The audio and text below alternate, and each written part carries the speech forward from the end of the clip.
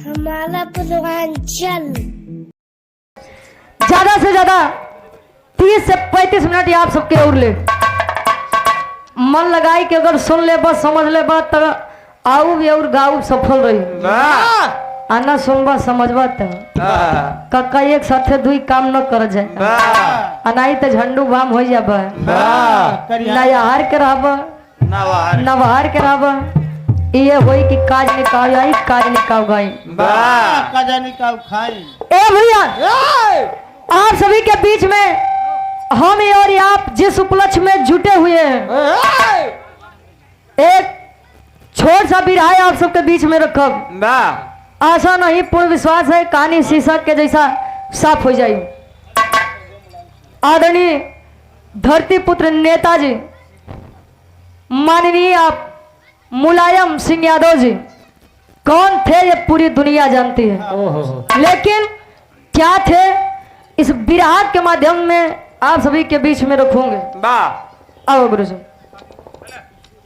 अच्छा, ढोलक के बहुत ही सुंदर वादक आप हरिओम विश्वकर्मा जी धर्म के मारे बड़े भैया हैं।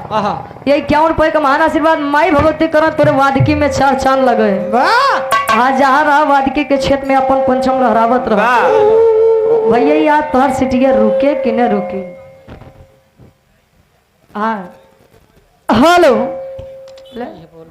अरे तो जान ले याद जाए बात कुछ याद रहे न रहे, लेकिन तुम्हार सीटी जरूर याद रहे। फिर तो बोले आदरणीय आप राम मछल यादव जी पड़िला महादेव जी प्रधान पड़िला से गार्जियन जी के द्वारा 100 रुपए का महान आशीर्वाद आशीर्वाद के चाह रहे कि हम बच्चे अपनी कला में कामयाब है। अब गुरु जी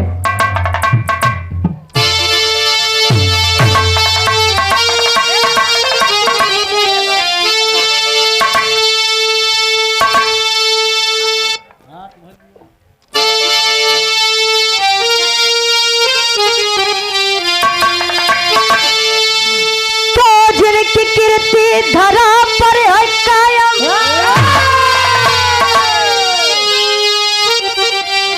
तो धरती पुत्र रहे मुलायम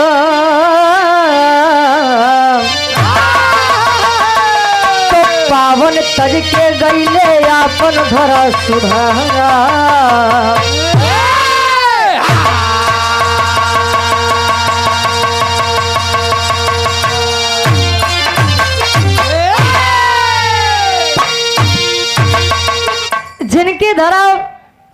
जिनकी कीर्ति धरा पर है कायम, कहा जाता है सावनी गुजर जाने पर जल की कद्र होती है। इंसान चला जाता है पर कीर्ति अमर होती है। समाज में जैसा काम करेंगे वैसा नाम होगा। और नेताजी हम सबके बीच से गए नहीं, उनका नश्वर शरीर हम लोगों के बीच से गया है। बाकी नेताजी अमर है और सदैव अमर रहेंगे। हम लोग यादव हैं, या बात गर्व से कह ले जाते हैं, सभी के बीच में कह ले जाते हैं। तो ये देन सिर्फ और सिर्फ आप धरती पुत्र मुलायम जी की है। कवि जी पूरे बिरहा के संदेश लेके गजल में आवत हैं। कैसे?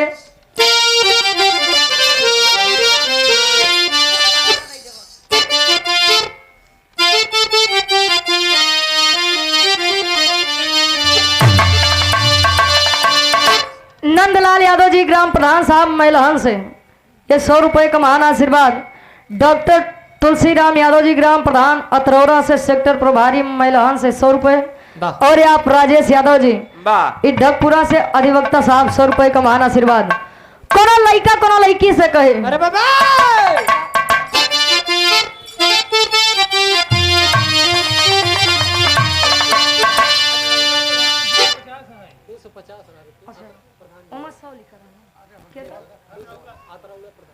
अतरौरा प्रधान जी आपके द्वारा 251 रुपए का महान आशीर्वाद। क्षणों में कोट कोट नमन है आशीर्वाद के चाह रही। वैसे एक चीज तो सब चीज के चुनाव तो बड़ा ठीक ठाक से निकल जाते हैं, लेकिन प्रधानी के चुनाव बड़ा मशक्कत से निकाले के पड़ता है। अब है 2026 चुनाव के तैयारी चलत रहा महाराज लड़का कहे का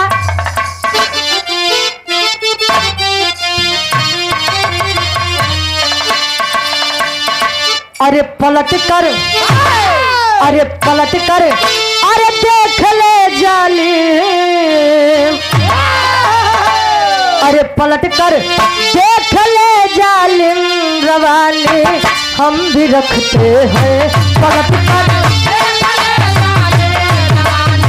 हम भी रखते हैं, तमन्ना हम भी रखते हैं। अरे पलट कर देख ले जालिम, अरे तमन्ना हम भी रखते हैं। अरे अगर तुम हुस्न रखती हो जवानी हम भी रखते हैं। अगर तुम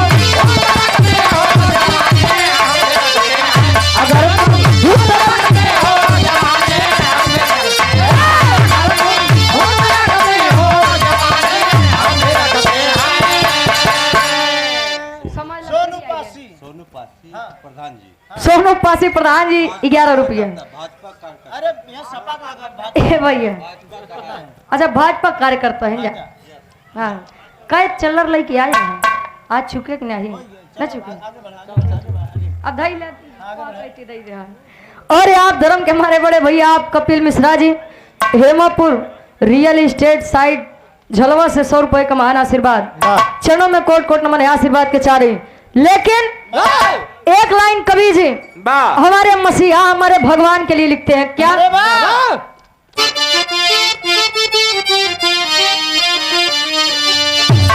अरे गरीबों के मसीहा थे,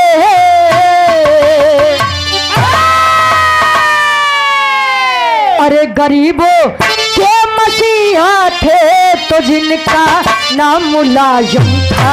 गरीबों के मसीहा थे, जिनका नाम मुलायम था।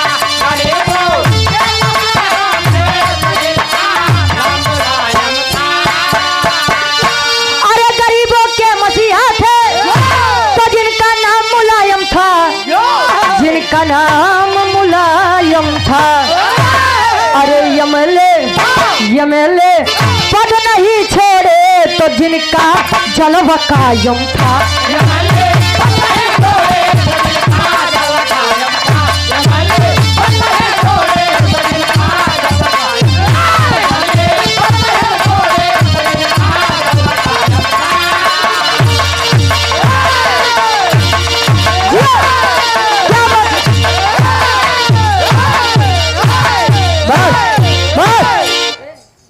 महाराज गरीबों के मसीहा थे तो जिनका नाम मुलायम था।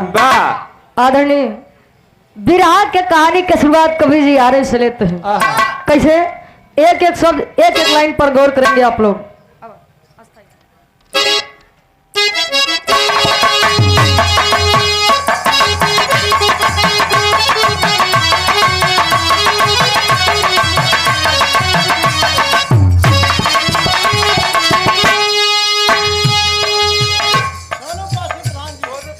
सोनू पासी प्रधान जी भैया यूट्यूबर भैया अरे बैठा है। हाँ 11 रुपए आशीर्वाद के 4 है। और आप सम्मानित हृदय के गार्जियन जी धर्म के आप बड़े भैया आप उज्जवल यादव जी नेता समाजवादी पार्टी से जोगिया शेषपुर से इस भाव का सम्मान करते हुए 500 रुपए का महान आशीर्वाद। चरणों में कोट कोट नमन आशीर्वाद के 4 है। कहानी का शुरुआत बा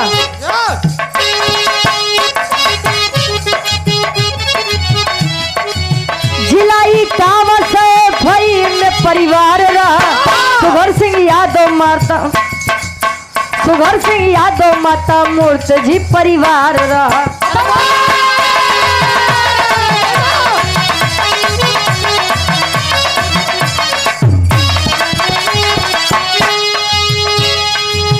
तीसरे पुत्र बन के मुलायम जी जन्मे। तीसरे पुत्र जन्म हुआ कहाँ? 22 नवंबर 1939 में सैफई इटावा जिले में। माता मूर्ति देवी और पिता सुघर सिंह यादव जी के सुंदर सा फूल खिला। तब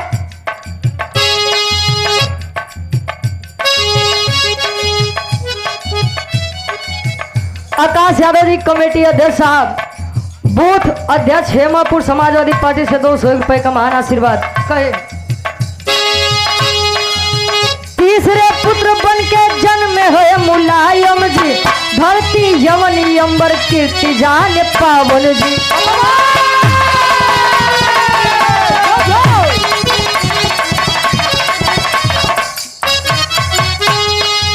समर में गरजे जिनकी हरदम जवानी थी, समर में गरजे जिनकी हरदम जवानी थी, समर में गरजे जिनकी हरदम जवानी थी, समर में गरजे जिनकी हरदम जवानी थी, पजा मिलाते ही नाप देते पानी,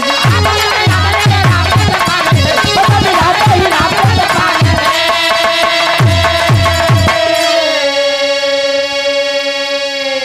कहानी के ध्यान दें आप।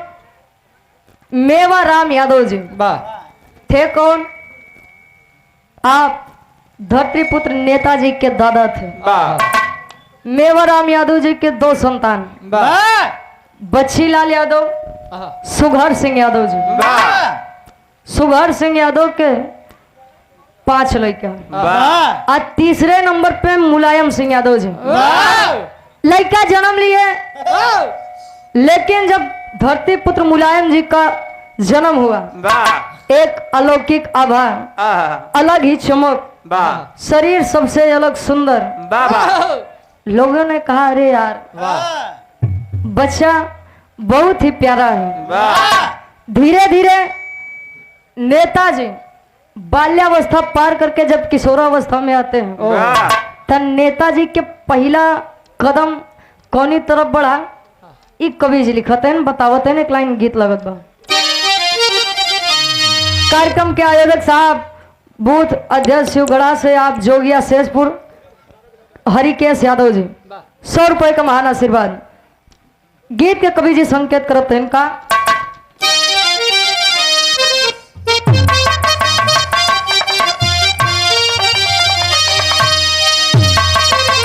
खटिया के नीचे बैठल चोरवा,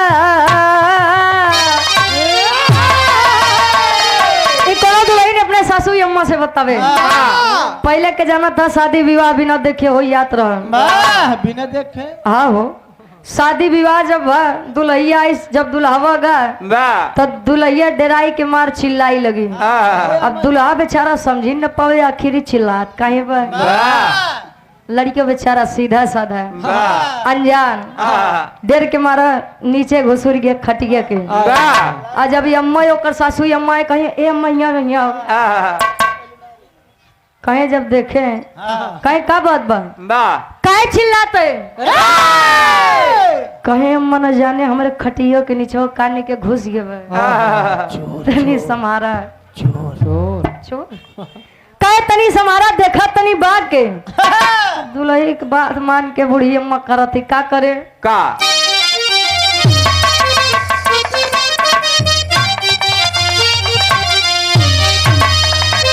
अरे खटिया के नीचे बैठल छोरवा, सासु तानी करना या जोरंगवा। खटिया के नीचे बैठल छोरवा, सासु तानी करना या जोरंगवा। खटिया के नीचे बैठल छोरवा, सासु तानी करना या जोरंगवा।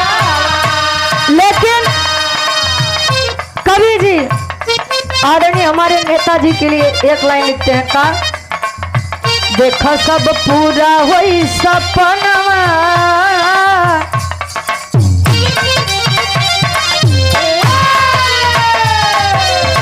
देखो सब पूरा होई सपनवा, गरजे है मुलायम सिंह जमानावा।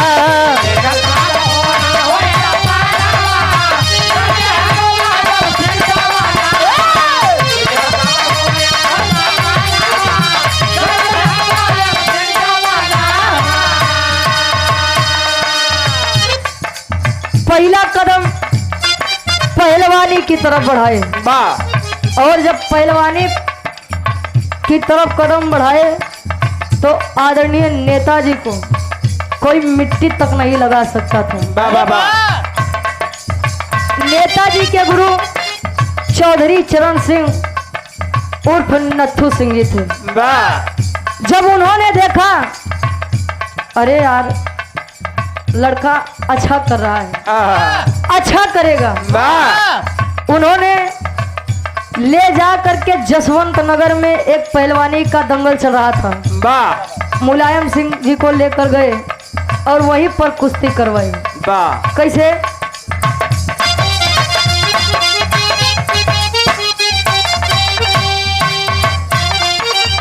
धीरे धीरे समय बीतल किए पहलवानी,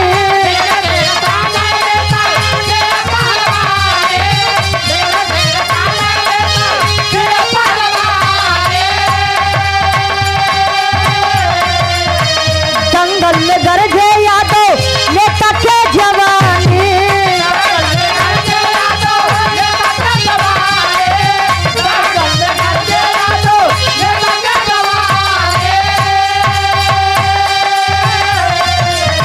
बढ़ल रणभूमि में कदमवा,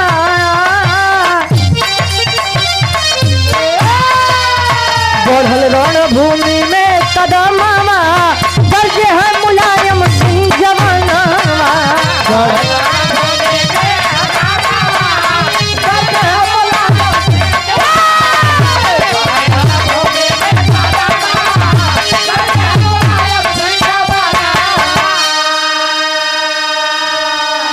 और आप सीताराम पटेल इंटर कॉलेज शाहपुर के आप प्रधानाचार्य जी, गुरु जी आप जयसिंह पटेल जी 251 रुपये का महान आशीर्वाद के चाह रही। और आप शिवम पटेल जी जेसीबी ठेकेदार साहब उदयपुर से 100 रुपये आशीर्वाद के चाह रही। माई भगवती आपके काम में दिन रात चुगना तरक्की करें। जब गए जसवंत नगर में पहलवानी का दंगल हुआ, मुलायम सिंह जी जीते, विजेता हुए, चारों तरफ मुलायम सिंह जय जयकार होने लगी। तो उन्होंने सोचा यार कहे ना यहीं से मैनपुरी से इन्हें विधायकी का चुनाव लड़ा दिया जाए, हो सकता है कि नाम अच्छा है, चर्चाएं अच्छी हैं, अच्छा कर जाए। तब 1960 में नेताजी ने राजनीति में कदम रखा। 12 नेताजी 12 गरीबों के मसीहा। 1960 में उन्होंने राजनीति में कदम रखा और बड़ी उपलब्धि उन्होंने हासिल की। कौन उपलब्धि? एक लाइन गीत लगत बा।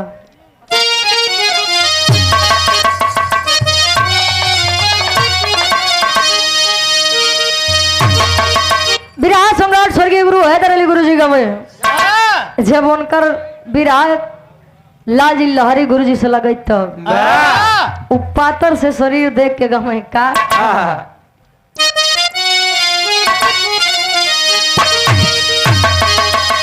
अरे पत्थर को, अरे पत्थर को, पत्थर को, अरे पत्थर को, पत्थर को, अरे पत्थर को काहे जदुई जा डारा, पत्थर को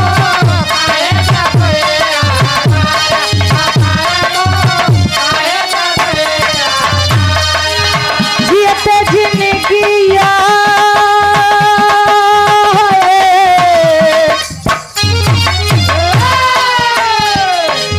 जियते जिंदगिया में हमनी के मारा, जियते जिंदगिया में हमनी के मारा, पत्थर तू काहे जदुइया डारा, पत्थर तू काहे जदुइया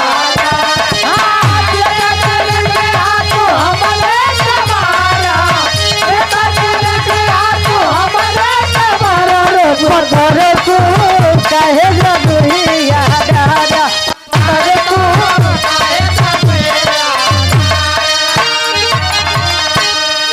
जब लाल लहरी गुरु जी खड़ा हुआ है, कहे बाड़ी बिस्तुइया सिर से नजर रहा है, ए लौंडे फूंक दूंगा भस्म हो जाओगे।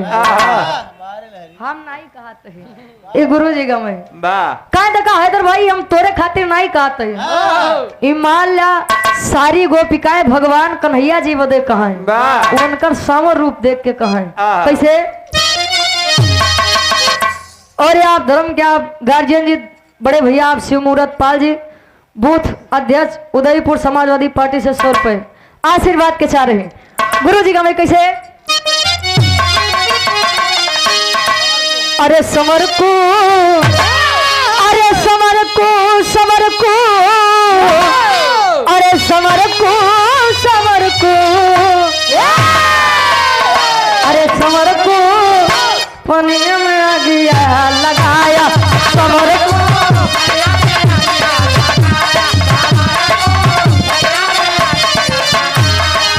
सारी जिंदगी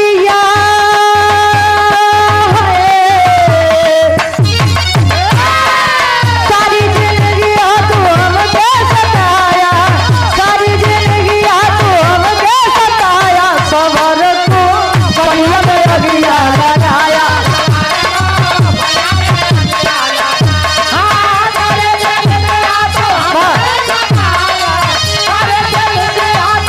अरे सबर को बढ़िया में अगिया लगाया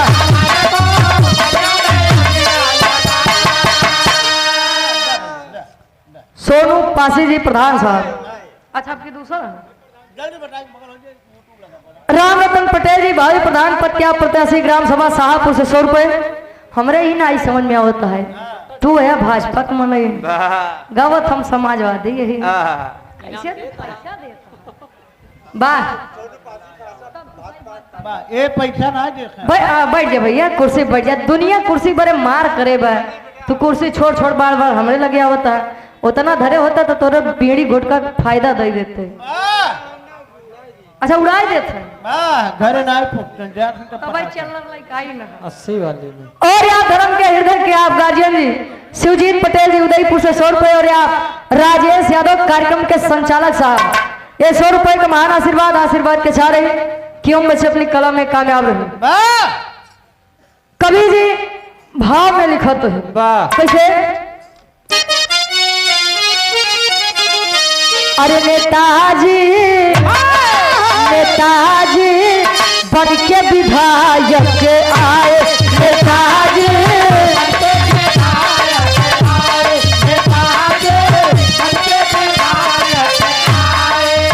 उन्नीस सौ सड़सठ में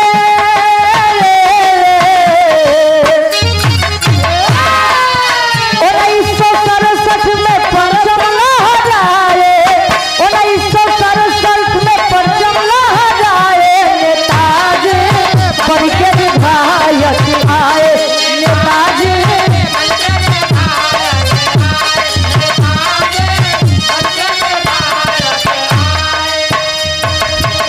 1967 में वह विधायक बने मैनपुर से और 8 बार लगातार विधायक 7 बार सांसद बने 1996 में जब रक्षा मंत्री बने तो देश के बॉर्डर पर वह भाषण देने के लिए गए बाबा ध्यान देंगे कि हमारे नेताजी ने हमारे भारत देश के लिए किया क्या क्या है आहा, जब बॉर्डर पर गए भाषण के लिए तब उन्होंने वहां के लोगों ने वाह शिकायत की वाह तो मन शिकायत करें तेरी के भाव में कवि जी लिखते हैं ज्यादा से ज्यादा 15 मिनट और ले भी आप सबके वाह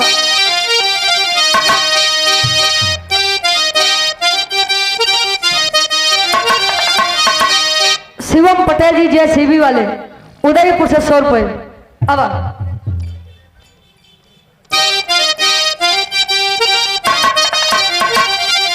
अरे जनता के दिल के आस जग गई अरे जनता के दिल के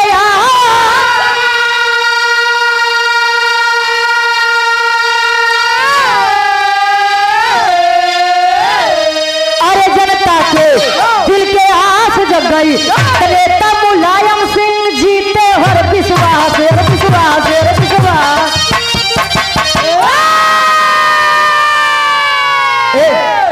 जनता के दिल के आस जग गई नेता मुलायम सिंह जीते हर विश्वास वाह जब बॉर्डर पर गए भाषण देने के लिए तो वहां के लोगों ने शिकायत की कि साहब आहा, नेताजी यहाँ के सैनिकों की यह हालत है। पाकिस्तानी अगर 2 कदम ये अंदर आते हैं तो ये लोग 2 कदम पीछे हट जाते हैं। कहीं क्यों? क्या सरकार बहुत निकम्मी है? कहीं तो बहुत गलत बात है। उन्होंने भाषण में ऐलान किया बिहार के आखिरी तर्ज लागत बा खाटी इलाहाबादी तर्ज।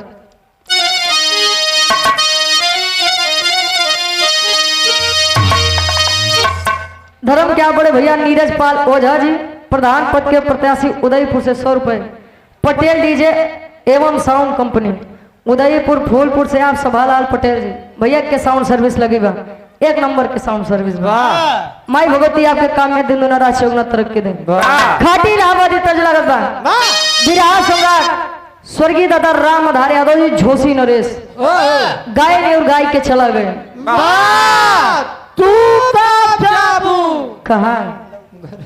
अच्छा हम सोचे और को तो गुरु जी गावे कैसे?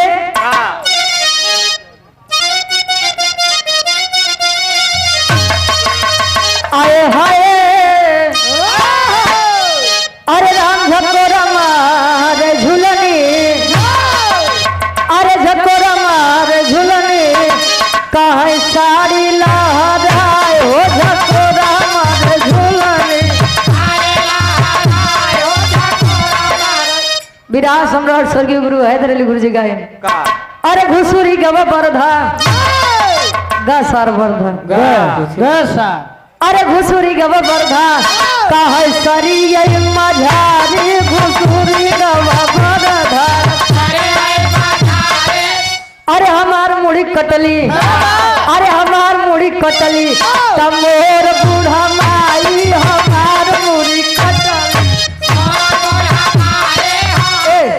लेकिन एंटरटेनमेंट खातिर जाए कभी जी भाव में लिखा था कैसे? अरे सीमा पे दिए भाषण ए बाबू सीमा पे दिए भाषण तो सुनो पहरेदार हो सीमा पे दिए भाषण।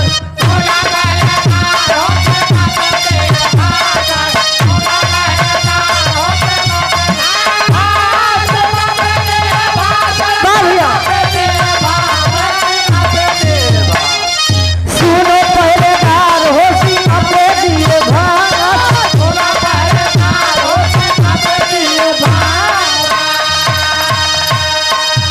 ऐलान किया उन्होंने डंके की चोट पे कहा क्या कहा?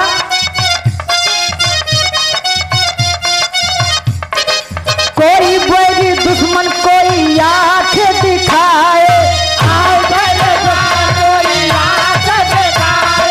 कोई बैरी दुश्मन कोई 2 कदम आगे आए 4 घुस जाए 4 घुस जाओ भैया 4 घुस जाए 4 घुस जाए भैया 4 घुस जाए। अरे कोई हो सही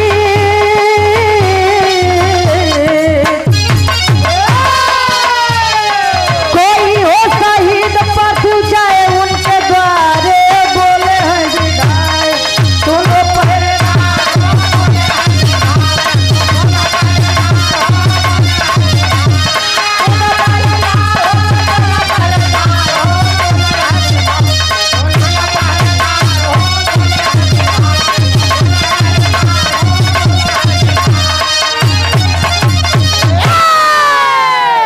ऐलान किया उन्होंने यदि आतंकवादी 2 कदम आते हैं तो 4 कदम आप लोग जाइए।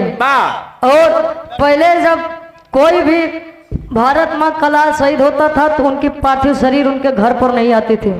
वर्दी और टोपी भिजवा दी जाती थी कि आपका बच्चा आपका पति आपका भाई अब इस दुनिया में नहीं रहा।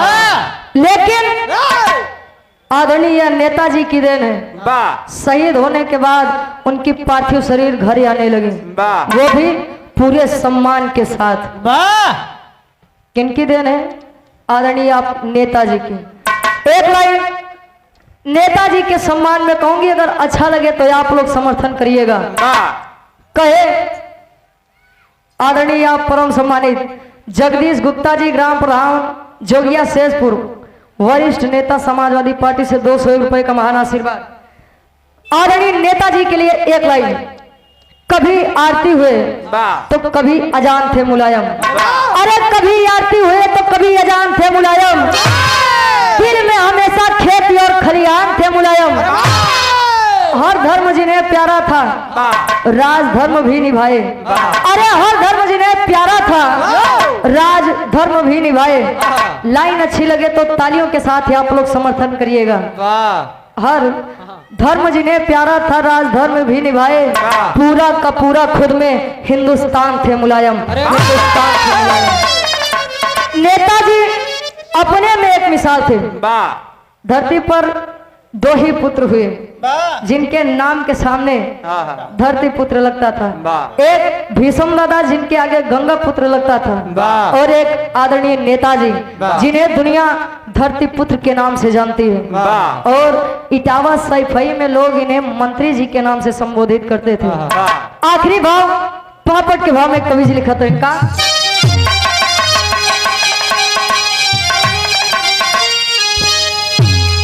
अरे करे बखान यमनी अंबर तो सावन नाम मुलायम के, अरे करे बखान यमनी अंबर सावन नाम मुलायम के, तज के गईले धरा धाम ई पावन नाम मुलायम के, तज के गईले धरा धाम।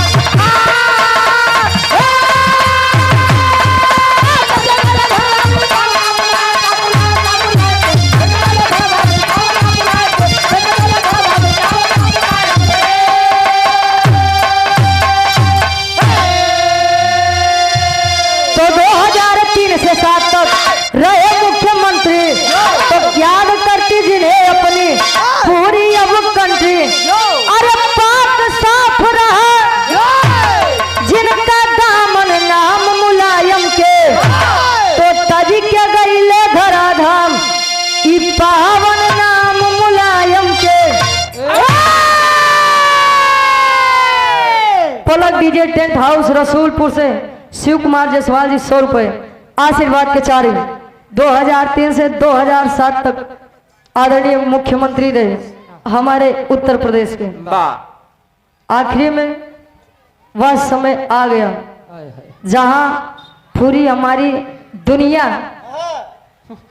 पूरा हमारा देश गमगीन हो गया था। नेताजी की 82 साल की उम्र में जब तबीयत बिगड़ने लगी, गुरुग्राम के वेदांता हॉस्पिटल में भर्ती किए गए। पूरी दुनिया शोक में गमगीन थी। आखिर वह समय आ ही गया जब नेताजी इस नश्वर संसार, इस नश्वर शरीर को त्याग करके चले गए। 10 अक्टूबर 2022 को वेदांता हॉस्पिटल गुरुग्राम में नेताजी ने आखिरी सांस ली। आल्हा के भाव में कवि जी प्रमाण देते हैं का।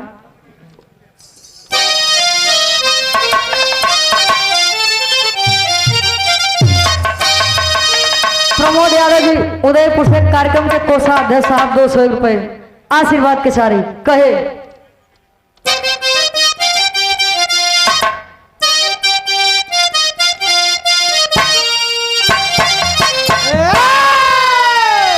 अरे 1992 में पार्टी बनवले बाबू,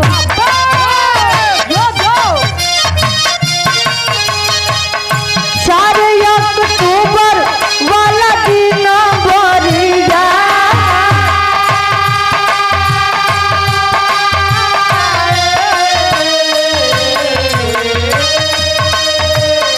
उन्नीस सौ 60 में कदम बढ़ाए बाबू।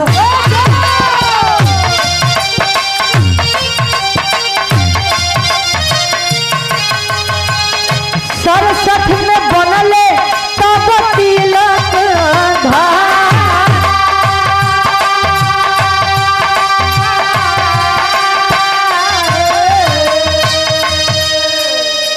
4 अक्टूबर 1992 में समाजवादी पार्टी की स्थापना आदरणीय नेताजी ने किया। और आप 1977 में सहकारिता मंत्री के पद पर पदाधिकारी हुए। 1996 में रक्षा मंत्री हुए। 1978 में प्रयोग संयुक्त मंत्री के रूप में चुने गए और इस देश दुनिया गरीबों के लिए काम करके अपनी कीर्ति दुनिया में अमर कर गए।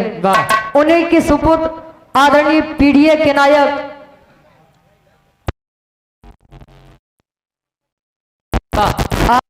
अखिलेश यादव। कौन कहता है कि मुलायम जी अब जिंदा नहीं है? अरे वाह! देश दुनिया के लिए अखिलेश ही मुलायम है। अच्छा व्यक्ति, सच्चा पुरुष मरता नहीं, वो अमर हो जाता है। और नेताजी इस दुनिया देश के लिए अमर है। आखिरी में कवि जी लिखते हैं दादा पंधारी वाली लाइन, होली मिलन समारोह बंदीपट्टी चौराहा से आप जय सिंह सरकार जेपी पटेल भैया जी 100 रुपए। अब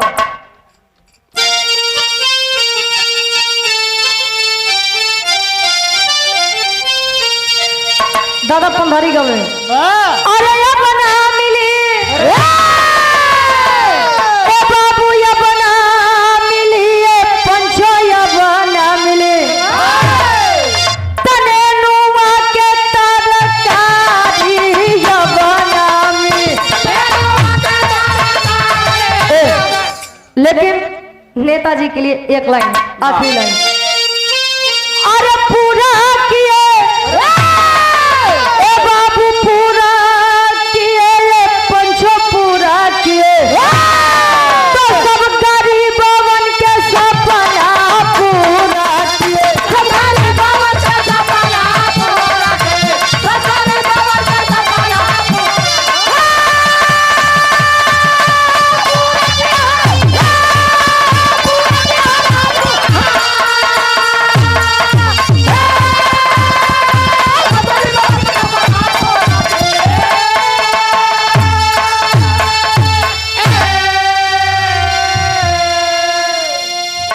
ये आदरणीय नेताजी के नाम पर छोटा सा विराज, छोटा सा प्रसंग। पुनः अपनी पार्टियन के आवाज में श्रद्धेय नेताजी को सच्ची श्रद्धांजलि अर्पित करती हूँ। आखिरी में खानदान के परिचय पर अगली पार्टी के नंबर पर गुरु बिहारी, गुरु गणेश, गुरु रामलाल गुरकारी।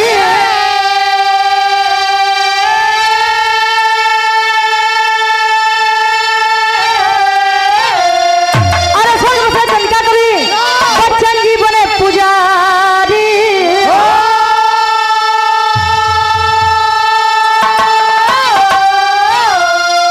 अरे जनता के दिल की आस जग गई तो गावे रुचि यादव हर दिल के बन के खास नेता की।